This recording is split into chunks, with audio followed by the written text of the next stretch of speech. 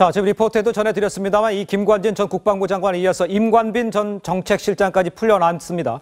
검찰 수사에 차질이 불가피해 보이는데 법조팀 장민성 기자와 이야기 나눠보도록 하겠습니다. 안녕하세요. 자, 장 기자, 보면은 이 석방이 됐을 뿐 무죄가 판결이 난 건 아니잖아요. 근데 왜 수사 차질이 심각하다고 이야기를 하는 겁니까? 네, 이번 사안은 증거인멸이나 도주 우려로 영장이 기각된 것과는 차이가 있습니다. 예. 구속 적부심에서 핵심 피의자가 석방되는 것 자체가 이례적인 데다가 범죄 성립에 다툼의 여지가 있다 이렇게 밝힌 대목은 검찰로서는 심각하게 받아들일 수밖에 없는 부분입니다. 예. 어차피 수사를 하면 기소를 해서 재판을 받아야 되는데 네. 검찰 수사가 재판부를 설득하지 못했다면 지금 상태로는 설령 기소를 한다고 해도 유죄를 장담할 수 없다는 뜻이기 때문입니다. 그렇군요.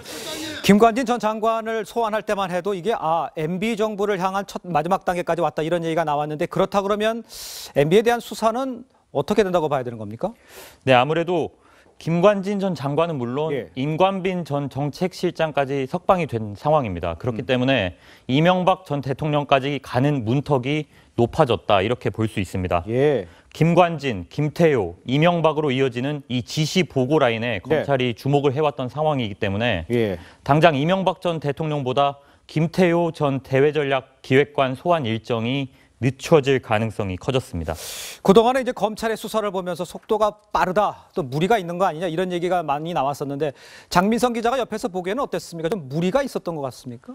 아무래도 검찰 수사가 너무 지나치게 속도전으로 가는 거 아니냐 이런 우려가 수사 초기부터 있어 왔는데 검찰로서는 국정원 TF 등을 통해서 이미 상당량의 증거를 확보를 해놓고도 구속 수사에 너무 주력을 하다 보니 무리수가 생겼다 이런 지적이 나오고 있습니다.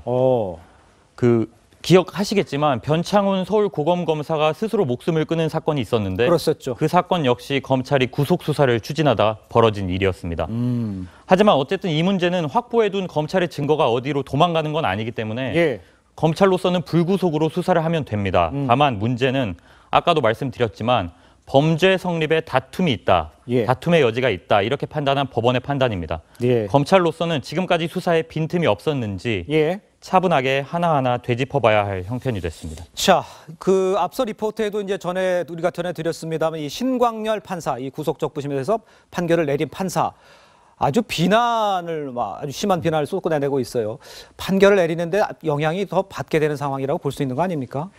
네, 물론 대다수 법관들은 여론이나 정치적 고려 이런 거 하지 않고 법과 원칙에 따라 판결을 내릴 뿐이다 이렇게 선을 긋고 있습니다. 하지만 최근에 법관 신상 털기 그리고 인신 공격성 비난이 도를 넘는 수준에 이른 것도 사실입니다. 맞습니다.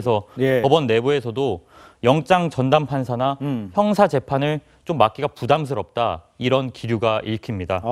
김명수 대법원장도 지난달 기자간담회에서 법원을 향한 과도한 비난 적절하지 않다 이런 우려를 표명했습니다. 알겠습니다. 지금까지 장민성 기자였습니다. 수고했습니다.